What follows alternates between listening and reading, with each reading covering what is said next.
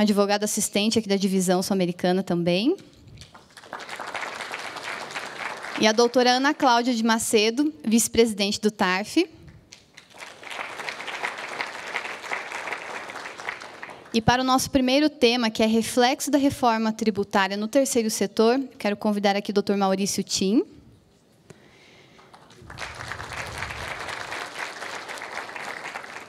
Ele é mestre e doutor em Direito do Estado, Direito Tributário, pela UFPR, especialista em Direito Tributário pelo IBET, bacharel em Direito pela UFPR, coordenador do Programa de Mestrado em Direito da Universidade Católica de Brasília, professor de Direito Tributário e de Direito Processual Tributário do Centro Universitário de Curitiba, Unicuritiba, professor coordenador do curso de especialização em Direito Tributário e Processual Tributário do curso de especialização em Direito Aduaneiro, ambos do Centro Universitário Curitiba. Foi professor substituto de Metodologia do Trabalho Científico em Direito da UFPR em 2015 e também foi assessor do ministro do Supremo Tribunal Federal e advogado em Curitiba e Brasília. Seja muito bem-vindo para participar desse momento. E, no segundo tema, como reflexo da reforma previdenciária no terceiro setor, quero convidar aqui o doutor Sebastião Faustino de Paula.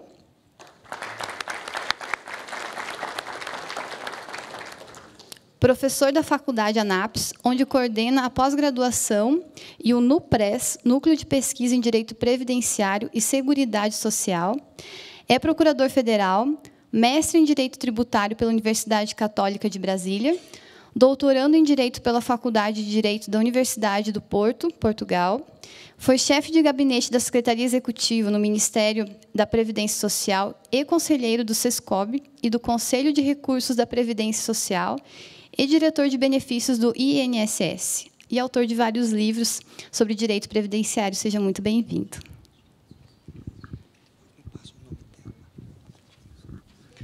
Muito bem, podemos sentar. Realmente é uma alegria muito grande no dia tirar um dia para estudarmos temas tão relevantes e importantes. Tem exatamente 2 meses que eu cheguei a Brasília. E nesta processo de mudança, doutor Luigi, nem sabe, eu vou te passar uma informação interessante a nível de curiosidade, de história. Mexendo na minha biblioteca e fazendo mudança, encaixotando e vendo as coisas, eu até gostaria que o pessoal colocasse ali uma foto, mas eu achei aqui uma revista adventista. Essa revista adventista é o órgão oficial, de comunicação oficial da Igreja Adventista, e essa revista é de fevereiro de 1958, é mais velho do que praticamente todos nós aqui, de 58. Aqui está a foto dessa revista. Sabe o que eu achei interessante, doutor Luigi, e a todos os amigos aqui? Uma reportagem, tinha um pedaço ali dentro da revista, falando sobre isenção de impostos para templos e instituições de educação e assistência social, a Lei 3.191, de 4 de julho de 1957. Isso foi publicado em 58 na Revista Adventista, revista que até hoje tem, uma revista mensal, falando então sobre a legislação. E é interessante que quem assina, Juscelino Kubitschek, em 1957, a lei, como curiosidade. Muito bem, nós podemos passar aqui para a nossa primeira palestra, doutor Maurício Tim. Por favor, poderia, então, no seu momento aqui, e trazer aqui Alô. as...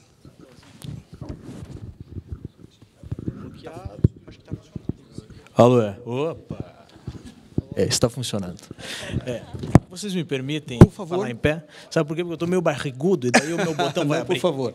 Mas ali é a tribuna mesmo.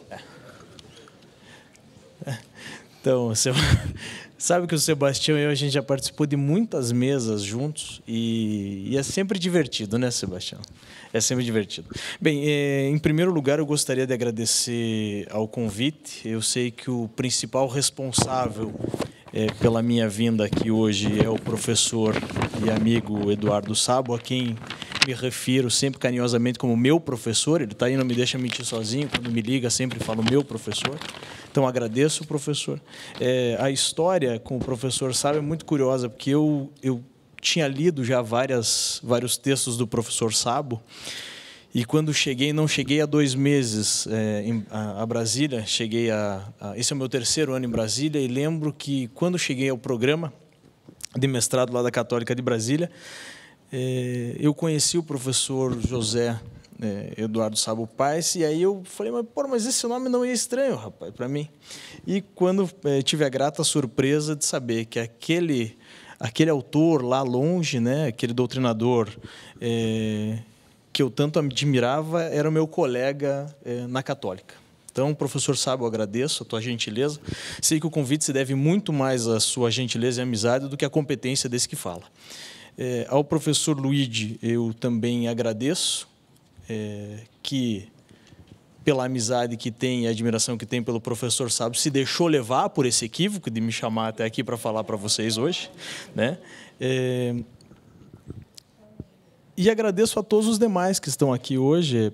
É muito bacana ver ex-alunos da Católica, tanto da graduação quanto do mestrado, mas principalmente os do mestrado, sendo palestrantes, enfim, sendo juristas, né, formando opiniões.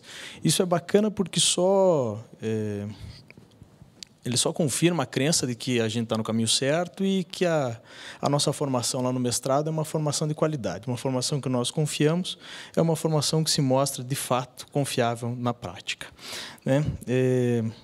E, Luigi, só para dizer, o APCN do doutorado vai ser preenchido agora e vai ser submetido em maio. E, se tudo der certo, no final do ano, no começo do ano que vem, nossa amada Universidade Católica de Brasília terá o seu tão aguardado doutorado, e aí você vai poder fazer o seu doutorado. Exatamente. Bem, pessoal, vamos falar sobre reforma tributária. E vamos falar sobre reforma tributária e seus reflexos ao terceiro setor. Sempre que eu sou convidado a falar sobre reforma tributária e sempre que eu sou convidado a falar sobre temas relativos ao direito tributário como um todo, eu fico um pouco tenso. Eu tenho uma carreira de professor que já tem mais ou menos uns 13, 14 anos, e sempre que eu vou iniciar uma fala que tem o teor do que eu vou acabar de dizer para vocês, eu fico meio tenso, porque eu sou um advogado tributarista. Talvez seja por isso, sabe, Sebastião, que eu seja um advogado tributarista pobreto. Por quê? Porque eu sempre, quando chego nas minhas turmas de graduação, eu acho que deve ter algum aluno de graduação, algum aluno que ouviu isso já da minha boca, sempre que eu falo de direito tributário, eu digo em alto e bom som, a plenos pulmões, que eu gosto de pagar tributo. Eu, de fato, gosto de pagar tributo. Eu sou um fã do tributo. Se eu pedir para que vocês levantem a mão aqui, aqueles que são fãs de pagar tributo, certamente eu não vou ter muitos companheiros. O professor Able, talvez seja um fã de pagar tributo. Não gosta? Pagar, eu sei, cobrar. Cobra bem, né? Mas eu sou um fã de pagar tributo. Eu realmente gosto de pagar tributo. Uma vez eu estava num evento em Barcelona, também uns amigos desavisados me convidaram, eu fui. E aí eu estava nesse evento em Barcelona e falei isso, foi a primeira vez que eu falei, olha, eu gosto de pagar tributo. Eu acho que o tributo ele tem uma carga de redistribuição de riqueza, ele tem uma carga de justiça muito interessante.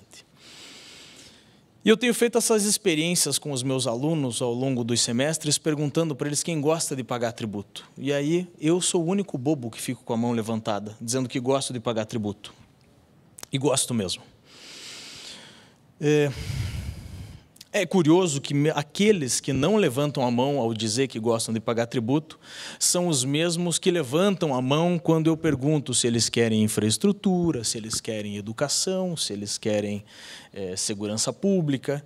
São os mesmos. Aqueles que não levantam a mão, que não gostam de pagar tributo, são os mesmos que levantam a mão dizendo que querem todos esses direitos, entre aspas, né? E é curioso que nós não nos damos conta de que todo e qualquer direito tem custo. Todo e qualquer direito tem custo. A esposa de um amigo meu sofreu um acidente gravíssimo de moto tempos atrás. Eu cometo esse equívoco também de ser motociclista. O professor Sabo, vocês não devem saber, mas também é motociclista. Rapaz. E aí, ela sofreu um acidente gravíssimo e, infelizmente, ela estava numa velocidade incompatível com a via e, lamentavelmente, sofreu esse acidente. Quando ela contou para nós como é que foi o acidente, depois de recuperada, ela disse, olha, Maurício, eu sabia que perderia a perna quando vi o acidente. Por quê? Porque quando eu consegui retomar a consciência e olhei para a minha perna, eu vi que estava saindo fumaça do meu osso. O osso raspou no chão e estava saindo fumaça. Eu sou motociclista também. Mas que moto você tem, Luiz? Eu tinha. Ah, tinha? Eu tinha uma Shadow. Não, moto. Moto? Eu tinha uma Shadow. Não, moto? O pessoal vai ficar bravo comigo. Isso é babaquice de ralheiro, rapaz. Desculpe. Isso é babaquice de ralheiro. Eu gosto de pagar tributo, então desculpe pela brincadeira. E aí, o que aconteceu? Eu conto essa história para os meus alunos e pergunto, vocês sabem quem é que levou a moça para o hospital?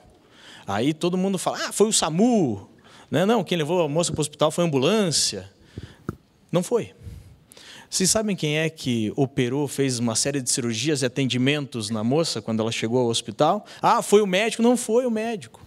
Vocês sabem quem é que liberou, quem é que pode ter liberado reféns das mãos dos assaltantes? Foi a polícia? Não foi a polícia. Foi o tributo. Todas essas três coisas, quem fez foi o tributo.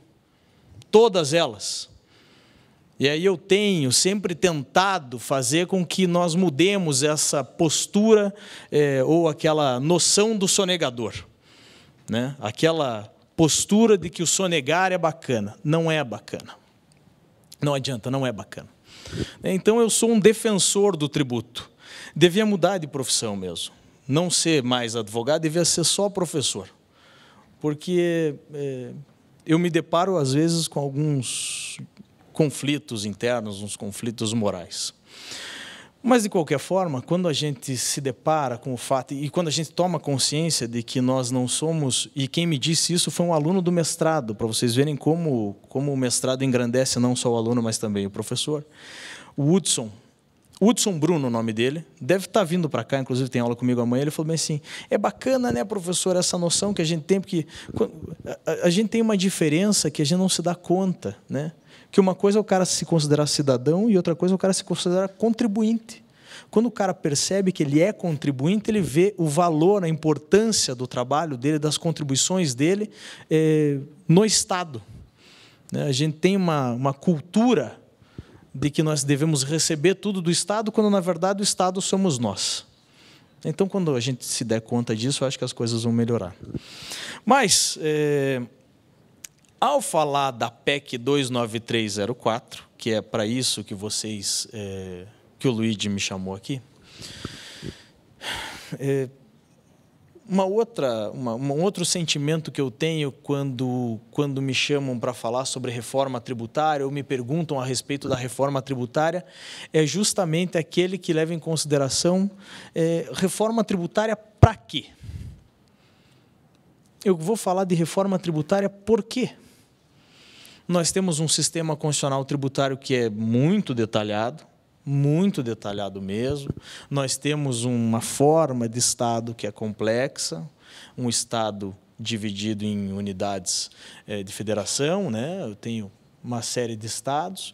Além disso, eu sou daqueles que pensa que os municípios não fazem parte da federação por não participar da formação da vontade geral, mas isso não tem problema, porque eu tenho um princípio lá no 34, inciso 7ª, linha C, salvo engano meu, que é o princípio da autonomia dos municípios, que é uma espécie de princípio federativo para os municípios.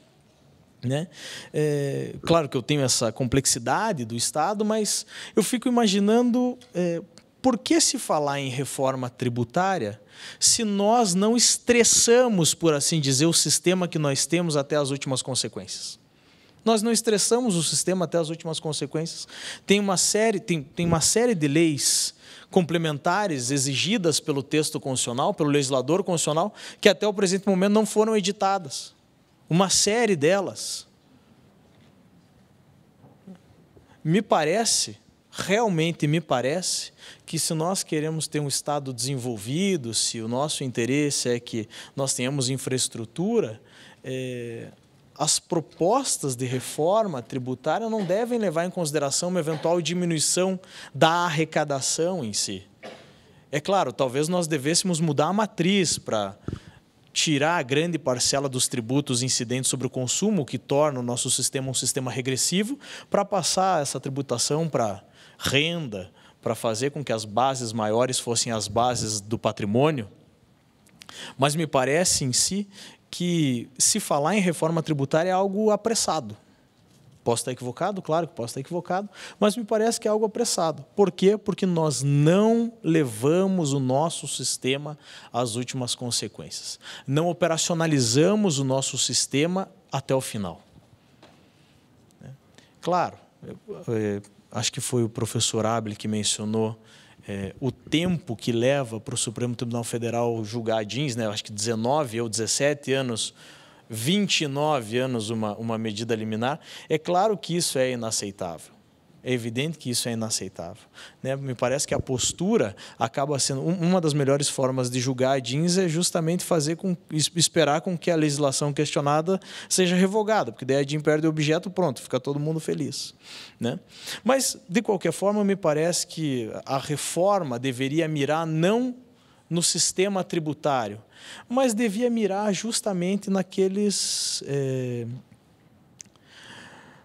mecanismos do gasto público, do controle do gasto público. A eleição de necessidades públicas é absolutamente equivocada, né? A gente sabe que está trabalhando num panorama de escassez de recursos, claro que é um panorama de escassez de recursos. E aí a gente tem escassez de recursos e tenta ainda diminuir os recursos. Eu costumo fazer, nas salas de aula, eu pergunto quem que mora em prédio. Aí, muita gente mora em prédio aqui em Brasília, né? Lá em Curitiba não tanto, mas aqui em Brasília muita gente mora em prédio. E eu pergunto, o que tem no teu condomínio? Aí tinha um guri lá, vocês sabem o que é guri, né? Sabem, né? Guri é a mesma coisa que piá, né? Sabem o que é piá, né? Um garoto, um rapaz. O rapaz estava lá e aí era um clube, né? O cara falou, não, meu condomínio tem só cinema, quadra de esporte, sauna, piscina, jacuzzi. Eu falei, chega, rapaz, chega, eu estou ficando deprimido com o meu salário de professor aqui. E aí eu falei para ele, bem assim, você paga condomínio? Paga. Então vamos imaginar que daqui a pouco você queira fazer a sauna e a sauna esteja quebrada. Aí você vai simplesmente falar o seguinte, essa sauna está quebrada. Sabe o que eu vou fazer? Eu vou simplesmente parar de pagar o meu condomínio ou sugerir que diminua a minha taxa condominial, porque aí a sauna provavelmente vai se arrumar, né? Sozinha, como num passe de mágica. Eu não consigo entender por que na esfera privada a gente vê esse absurdo e na esfera pública não consegue perceber esse absurdo, que a redução da carga tributária não vai resolver os problemas que a gente tem no Estado. Mas esses são outros 500, é uma questão de educação fiscal mesmo, né? Que tem que vir lá de trás. A gente tinha que falar com a turma da Mônica, o Maurício de Souza, para ele fazer gibis, sugerir para ele gibis que tratassem de questões tributárias. Mas, bem, essa reforma tributária proposta que... A gente já contratou a revistinha, viu? É mesmo? Maurício de Souza vai fazer da Floripa sobre filantropia. É mesmo, rapaz? Porra, que bacana. Olha só a brincadeira, deve ser. Que beleza. Vamos fazer uma de tributo. Ele é muito caro ou não? Ou o contrato não pode contar? É algo filantrópico. Filantrópico. Bem, depois a gente conversa, então, sobre isso. Eu acho... Um dinheirinho. Você sabe que o meu apelido lá, quando eu era professor eu nem sei porque conto isso, né? Mas o meu apelido, quando eu era professor da Federal, lá era professor Cebolinha, rapaz. Porque eu era baixinho, gordinho, uma vez fui de bermuda e camiseta verde. Pronto. Eu quero ficar no redemoinho aí. Porra. Redemoinho, rapaz, tá tudo... Né? Bem, mas vamos falar da reforma aqui. Essa reforma do deputado Raul era uma reforma interessante. Muito interessante. Se vocês tomarem cuidado, vocês vão, pesquisando na internet, vocês vão se deparar com 2 documentos, um de 11 páginas e um de 538 páginas. Vocês já podem imaginar qual eu trouxe para vocês. O de 11 páginas, que é um resumo reelaborado pelo próprio deputado.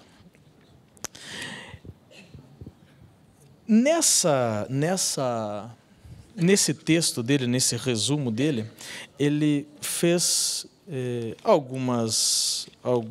trouxe algumas justificativas, né? Ele chama o nosso sistema de um sistema suicida, né?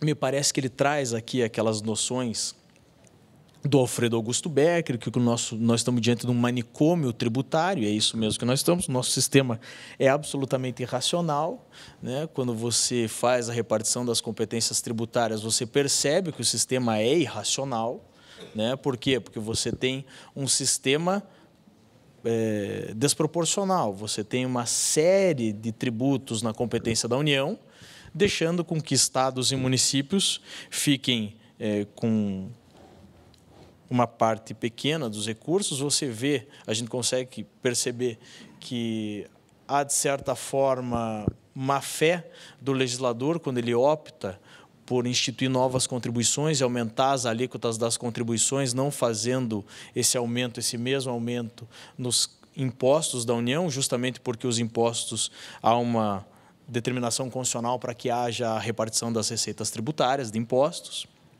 né? Então, a proposta do Raul me parece que tem pontos muito interessantes. Eu vou falar com vocês sobre a redistribuição das competências tributárias propostas por ele. Todos vocês devem estar confortáveis com a distribuição de competências tributárias que nós temos hoje, né? Acredito que todos vocês estejam.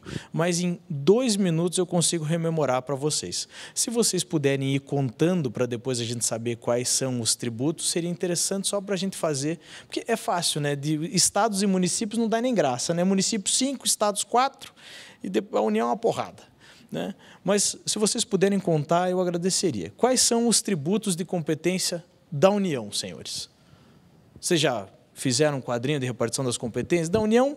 Vamos começar só pelos impostos, né? Imposto de importação de produtos estrangeiros, exportação de nacionais ou nacionalizados, imposto sobre produtos industrializados, imposto de renda e proventos de qualquer natureza, imposto sobre produtos industrializados que incidem, ao contrário do que a gente pode pensar, não sobre a industrialização, mas e sim sobre a realização de operações com produtos industrializados. A gente tem aqueles vários tributos sob a sigla do IOF, que é o Imposto sobre Operações de Crédito, Câmbios, Seguros, Títulos e Valores Mobiliários. Nós temos o ITR, o Imposto Territorial Rural, e o Imposto sobre Grandes Fortunas nos termos de lei complementar, que, apesar de criado, não foi ainda instituído por lei complementar, como pede o texto constitucional. Além desses, aí tem 7. Além desses, nós temos os impostos residuais do 154, inciso 1º, temos o imposto extraordinário de guerra, que é aquele imposto compreendido ou não na competência tributária da União em caso de guerra externa ou sua iminência, mais 2, 9. Além disso, nós temos os empréstimos compulsórios do 148.1 e do 148.2. Eu nunca lembro dos empréstimos compulsórios, eu acho que como é que é? Investimento público de caráter urgente de relevância e interesse nacional, calamidade pública e guerra também. Nós temos mais 2 espécies de empréstimo compulsório, já dá 11. Já dá 11. Acabou? Não, não acabou. Aí a gente vai para as contribuições. Vamos no 149. A gente vê lá no 149 do texto constitucional, contribuição de intervenção do domínio, contribuição de intervenção no domínio econômico, contribuição de interesse de categorias profissionais ou econômicas, que são as anuidades profissionais, e as sociais. As contribuições sociais que estão espalhadas pelo texto constitucional, mas concentradas também, em sua grande parte, lá no 195. E aí a gente vai para as contribuições sociais. Me perdoe que eu já me perdi. Não, mas vamos colocar 11 com 2, porque as sociais a gente vai... 14, então. 14, até agora 14. Aí nós vamos para as sociais, do 195, inciso 1, a linha A, contribuição previdenciária patronal, COFINS, contribuição social sobre o lucro líquido, Ah, mas vamos na ordem, senão vocês me quebram as pernas. Eu decorei antes de sair de casa, daí eu vou me perder, porra. Né? A gente tem a COFINS, a Contribuição Social sobre o Lucro Líquido, concurso de prognósticos, a do importador, temos a do importador, depois vamos lá para o 239, contribuição do PIS/PASEP. Estudar tributário é fácil, porque a gente tem um tributo lá no 212, parágrafo 5º, que é a contribuição social do salário educação, é fácil saber que isso é um tributo. E depois as 240. É isso aí? Ao sistema S. O senhor já se perdeu na conta, né? Não se perdeu? Mais 7. 14 mais 7, 21. Até agora 21. Acho que é isso, né? Contribuição sindical, que era uma contribuição de interesse de categorias profissionais e econômicas, não é mais tributo porque não é mais compulsória, depois da reforma trabalhista. 21, podemos ficar no 21? Todo mundo concorda? Tranquilo? Bem, daí a gente vai para dos estados, né? Os estados têm a contribuição previdenciária dos seus próprios servidores no 149, parágrafo 1º. Depois nós temos ITCMD, no 155.1, o ICMS, que é o Imposto sobre Circulação de Mercadorias e Serviços de Transporte Intermunicipal. Nem coloco interestadual, porque se eu passo de um estado para o outro, eu vou estar passando de um município para o outro. Né? E o IPVA, que curiosamente não incide sobre barcos, embarcações e aeronaves, graças a Deus, né? Puxa, né? Eu tenho uns de brinquedo lá em casa, né? Mas incide pelo menos no Fusca do meu avô lá. Meu avô tem um Fuca, ele revela a capacidade contributiva para pagar IPVA. O cara que tem o iate, não. Né? E os do município, né? Que também são os 249, parágrafo 1º, que são as contribuições dos seus próprios servidores, IPTU,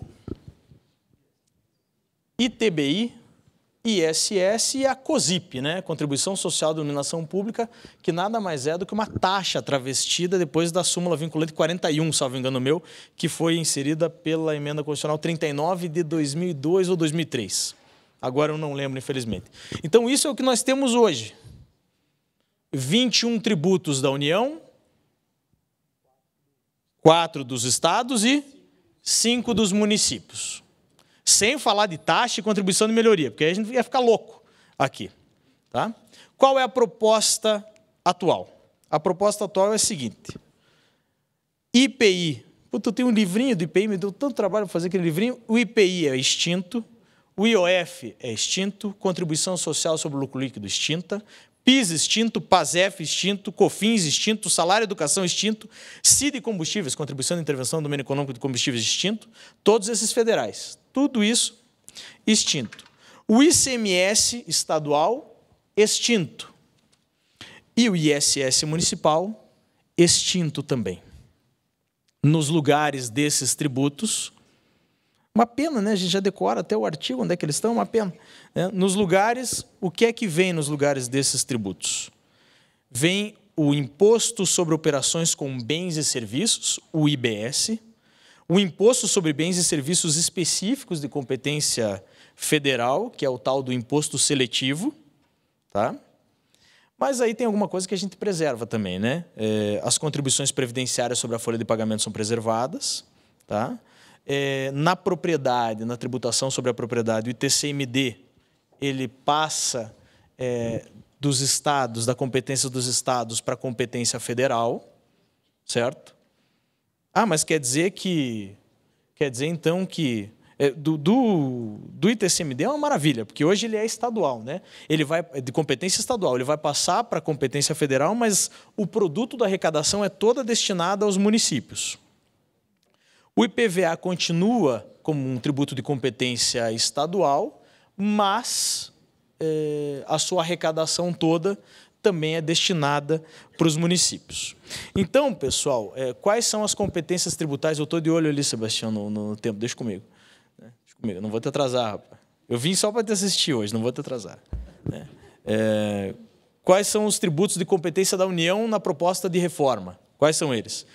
Aqueles impostos sobre o comércio exterior, o imposto de importação e exportação, o imposto sobre a renda, o ITR, O ITR tem uma justificativa bacana para ele continuar na União. Por mais que ele seja um tributo que incide sobre a propriedade e haja uma tendência de deslocar esses tributos para os municípios, o que acontece? Em 2017 foi feito um levantamento e 2.117 municípios já tinham celebrado aquele convênio mencionado no artigo 153, parágrafo 4º, inciso 3º, que é um caso clássico constitucional de parafiscalidade que estabelece que, naqueles casos específicos, quando os municípios assim desejarem, poderão celebrar convênios com a União para que promovam a arrecadação, a fiscalização e cobrança do ITR e ficarão com toda a sua arrecadação. Então, como já está consolidado isso, já funciona bem, resolveu-se não mexer nisso. Tá? Então, além do ITR, o Imposto sobre Grandes Fortunas, que o professor Sabo está feliz que não foi instituído ainda, né, professor? Porque seria o sujeito passivo ideal, o destinatário constitucional tributário desse tributo, professor Sabo. Né? O Imposto Seletivo, o ITCMD, o Causa-Mortes e Doações, o Extraordinário de Guerra e aqueles decorrentes da competência residual. As contribuições previdenciárias de intervenção no domínio econômico, aquelas do Sistema S de interesse de categorias profissionais ou econômicas também continuariam sob competência da União. Taxas, empréstimos compulsórios e contribuições de melhoria relativas à União também continuariam com ela. Os estados, o Distrito Federal e os municípios ficariam com esse tal de IBS, que é esse novo imposto sobre bens e serviços, que é uma espécie de IVA, né, uma espécie de imposto sobre valor agregado, e o IPVA, além da contribuição para o custeio da Seguridade Social dos seus próprios servidores, taxas e contribuições de melhoria de sua competência específica. E os municípios teriam o IPTU, que todos nós conhecemos já, o ITCMD, aquela contribuição do 149, parágrafo 1º, para o custeio da Seguridade Social dos seus próprios servidores, esse negócio chamado contribuição de iluminação pública, né, que mostra bem o diálogo entre os poderes. O Supremo vai lá e diz que taxa é inconstitucional, não pode remunerar iluminação pública por meio de taxa, justamente porque a taxa é um serviço público, apesar de específico, indivisível. Aí tudo bem, né, edita a súmula vinculante 41, vem o Congresso Nacional e faz, então tudo bem, beleza, não dá. É Contribuição Social de Iluminação Pública agora, o nome, e aí pode. Né? Então essa é a nova configuração pretendida pela reforma. Qual é a minha preocupação específica? É aquela que eu disse para vocês no começo, não sei mesmo se é o caso de fazer uma reforma no que se refere ao sistema da arrecadação, porque não adianta, para cuidar da casa a gente tem que ter dinheiro, não adianta. E a arrecadação, me parece, vai muito bem, obrigado. Talvez a gente devesse fazer reformas no que se refere à forma como efetivar essa arrecadação, porque a nossa lei de execução fiscal, misericórdia, é uma porcaria. Né? Serve para beneficiar interesses do devedor, lamentavelmente. Esse é o primeiro ponto. E o segundo ponto é o seguinte, por mais que a competência tributária seja alterável, sob o meu ponto de vista, né? Competência tributária, a gente tem que tratar dessa característica da competência tributária sobre dois pontos de vista. O interno, aquele que recebe a competência, e do ponto de vista do legislador que vai exercer, eventualmente, a competência reformadora, por assim dizer, que a gente chama equivocadamente de poder constituinte derivado. Né? Do ponto de vista de quem recebe, é claro que a competência tributária é inalterável, porque, afinal de contas, o cara recebeu do legislador constitucional aquela competência. Agora, do ponto de vista do legislador, no exercício da competência reformadora, é evidente que a competência tributária não é inalterável, ela pode ser alterada. Afinal de contas, competência tributária é o quê? Competência legislativa prescrita pelo texto constitucional. Então, ela é alterável. Ela é alterável. Né? Mas, em sendo alterável, eu preciso, evidentemente, eu posso alterar a Constituição? É claro que eu posso alterar a Constituição, só que eu tenho que observar determinados limites. Os limites são as chamadas cláusulas pétreas, lá do artigo 60, parágrafo 4º, incisos 1, 2, 3 e 4. Princípio republicano, federativo, da tripartição das funções do Estado e direitos e garantias individuais. Então, me parece... Quando eu analiso o texto da reforma, me parece que talvez, e isso eu estou ainda refletindo sobre, claro, me parece que talvez essa proposta de reforma esbarre principalmente no princípio federativo. Como é que é? Amém. Por que amém?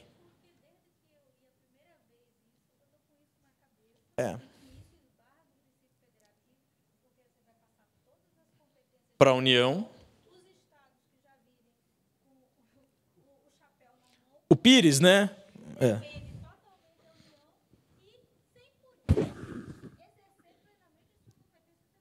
Eu concordo com a senhora. Tá, então era isso que eu precisava falar com vocês. Sebastião, quanto falta para acabar? Acabou. Pronto. Então, senhores, eu agradeço a paciência de vocês, eu agradeço a atenção, espero que vocês tenham se divertido um pouco e que essas provocações sejam levadas depois, mas não tenho dúvida. Me parece que esbarra... Sabe que eu sou um cara corajoso, eu falo as coisas mesmo. Ah, mas então... A gente pode montar um grupo do WhatsApp, nós dois. Né? Obrigado. Parabéns, professor Maurício. Eu vou ter um outro olhar quando tiver que pagar agora meu próximo imposto de renda, um olhar diferenciado. Vivemos um momento assim realmente bastante complexo. E o interessante é que eu não sei se toda essa complexidade que nós temos hoje no nosso sistema tributário, se a gente vai conseguir simplificar, porque eu acho que nós não temos nem cabeça para simplificar. Acho que simplificar vai ficar mais difícil, porque nós já estudamos tanto isso, não? Mas a gente vê que realmente é um desafio tremendo que nós temos para frente. Parabéns. Doutora Maria Cláudia, para suas considerações com relação ao tema, vice-presidente do TARF. Agradeço a palavra. Antes de mais nada, quero agradecer o convite ao presidente Habler, é uma satisfação participar aqui do seminário, ao professor Luigi, aos doutores Sebastião e Maurício, agradecer e parabenizar pela excelente explanação, primeiramente pelo doutor Maurício. E assim, digamos que eu sou uma curiosa, né, no assunto com relação à reforma tributária, principalmente com relação à previdenciária. Mas a tributária, como uma questão que a questão do tributário a gente lida muito ali dentro do tribunal, acaba que a gente fica bem curioso, né, com o que a gente vai se deparar aí pela frente. Me parece até, doutor Maurício, que a reforma ela não fala diretamente sobre questões de imunidade e sobre as filantrópicas, né? Abertamente, por favor. Mas sim, reformula todo o sistema tributário, né? E que eu também, com relação até ao apontamento da Márcia, acho que chega e afeta também o projeto federativo, as autonomias ali dos estados e dos municípios, né? Com relação a essa questão de autonomia. A questão do ITCMD, colocado pelo doutor Maurício, é uma questão que me preocupa também, porque, uma vez que esse imposto é passado ali para os municípios, a proposta ela ventila essa questão só da mudança de competência, mas a gente não sabe como isso vai ser feito, né? Então, isso eu coloco como uma preocupação. Outra questão também que me acendeu assim uma luz vermelha, foi com relação que aí vai direto às fundações de apoio universitário, né? Mais ou menos assim, com relação à oneração das bolsas de estudo. É uma coisa também que, né, eu não sei como é que isso vai ser feito. Passando um pouco agora para a questão das filantrópicas, enfim, das entidades, eu assisti, inclusive, a palestra sobre o FONIF pela manhã, né, criado em 2013. Acredito que é uma iniciativa de autodefesa que, né, vocês tiveram. Mas assim, me preocupa também quais são as propostas, o que a gente tem de proposta, além de falar só sobre a questão das imunidades, mas assim, seriam o quê? Novas isenções? Não sei, né? Não só ali ficar com relação eu falo com relação à reforma, na questão só da autodefesa, né? Que o FONIF, eu vejo, inclusive tive acesso ao relatório que foi feito em 2017, de contrapartidas, né? De vocês e tudo, achei super interessante, mas assim, fica também o olhar com relação ao que a gente poderia, pela descrença política que existe, o que a gente poderia apresentar de propostas sólidas, né? de outras questões, não só e ficar ali na autodefesa, mas sim propor, de repente, igual eu falei, não sei se a questão das novas isenções, né? Eu acredito que até mesmo lá na questão do tribunal, do nosso PAF, do processo administrativo fiscal, uma coisa que me preocupa também com relação à questão da reforma, né? Torço para que isso seja melhorado, simplificado, enfim, para que a gente possa ter uma atuação, uma melhora ali no trabalho. De manhã também tive a oportunidade de assistir o colega, o Alex, que já foi também vice-presidente, que falou sobre a questão do artigo 14, que é uma preocupação também que a gente tem ao julgar ali no tribunal, que, de repente, poderia, de uma certa forma, ser melhorado para que a gente pudesse, né, ter uma atuação também melhor nesse sentido. E, assim, eu acredito que a gente tem, na verdade, a proposta da reforma como a gente pode dizer assim, que nós temos um ouro, né? Assim, posso até dizer que seria um ouro, mas com esse tesouro, assim, a gente conseguisse realmente comprar com esse tesouro uma proposta melhor para o futuro, uma proposta melhor com relação à questão do sistema tributário, né?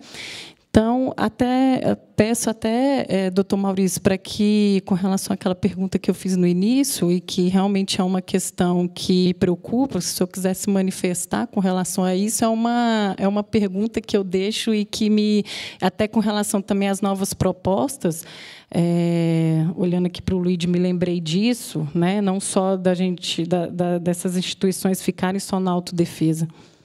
Obrigada. Obrigado pela pergunta. Bem, na verdade, me parece o seguinte, e me parece que a tua primeira pergunta disse respeito às imunidades, é isso? As imunidades. Da questão do procedimento, que muda a competência, mas a gente não sabe como isso vai ser feito. Muda a competência tributária, mas na verdade, muda a competência tributária e a capacidade tributária ativa também muda, porque passa a ser da União, que seria não um segurador universal, mas seria um cobrador universal, por assim dizer, utilizaria a máquina pública, cobraria esse TCMD, seria também o sujeito ativo da obrigação tributária e passaria esses tributos, faria a destinação dos recursos para os municípios em que localizados os imóveis, né? Também não sei como é que isso se daria, porque a gente vai precisar necessariamente aguardar, se é que essa proposta vai passar, aguardar a regulamentação por lei, né? Mas um tema da tua série de questionamentos que me chama a atenção diz respeito às imunidades, né? As imunidades, e eu nem falei sobre essas imunidades pelo seguinte, porque imunidade é garantia. Quando o 150 lá do texto constitucional começa sem prejuízo de outras garantias, né, quando a gente está diante desse enunciado, a gente percebe que as imunidades são garantias. E o 60, parágrafo 4º, inciso 4º, veda qualquer proposta de emenda constitucional tendente a abolir essas garantias, né? Então, um dos grandes desafios dessa proposta é justamente fazer com que essas modificações no texto constitucional não impactem negativamente as imunidades que estão aí, porque essas não podem ser modificadas. Mas E, nossa, a gente ouve cada bobagem, né? Mas as imunidades são injustas. Tudo bem, talvez sejam mesmo, né? Talvez seja, mas a gente tem que lembrar que o Estado ele pode incentivar determinada... Não é o Estado primeiro, né? Vamos colocar a coisa como é. Não é o Estado que incentiva essas atividades. É a sociedade que incentiva essas atividades na medida em que permite que essas sociedades não participem da formação do bolo, né? Não participem da vaquinha tributária, por assim dizer, né? Então, pode ser entendido até como injusto? Claro que pode. Eu não gosto muito de trabalhar com essa noção de justiça porque a gente não tem um consenso moral. Não tem um consenso moral. O que é justo para mim pode ser injusto para vocês e a gente precisaria necessariamente estabelecer qual é o critério de justiça a utilizar. Mas em sendo justo ou injusto e em se desejando alterar, tem que fazer uma alteração da Constituição inteira. Tem que mudar a Constituição inteira. Tem que jogar essa fora e fazer uma nova. Algo que, acredito eu, com uma Constituição com 30 anos, ninguém deseja, né? Ninguém deseja. Eu não sei se você tem mais alguma outra... Porque foram tantas que eu acabei me esquecendo aqui. Não. É só com relação a esse último apontamento, a respeito do artigo 150, me incomoda um pouco, isso é um tema até polêmico, com relação à questão do termo renúncia fiscal quando a gente fala dessas imunidades. Mas, pelo amor de Deus, né? Mas não é renúncia fiscal, pô? Pois é, mas me incomoda, porque a gente escuta muito, né? E mas me tem um monte de incomoda, bobo falando bobagem, né? E me incomoda profundamente, né? Porque quando você se escuta isso... Desculpe a sinceridade. Desculpe. Mas é verdade. É isso. Muito bem, obrigado. Uma salva de palmas para a doutora Ana Cláudia. Muito obrigado pela participação. Doutor Maurício. Muito bem, que mostra o tamanho do nosso desafio. Agora vamos para o nosso segundo módulo. Neste painel nós estamos falando de reflexo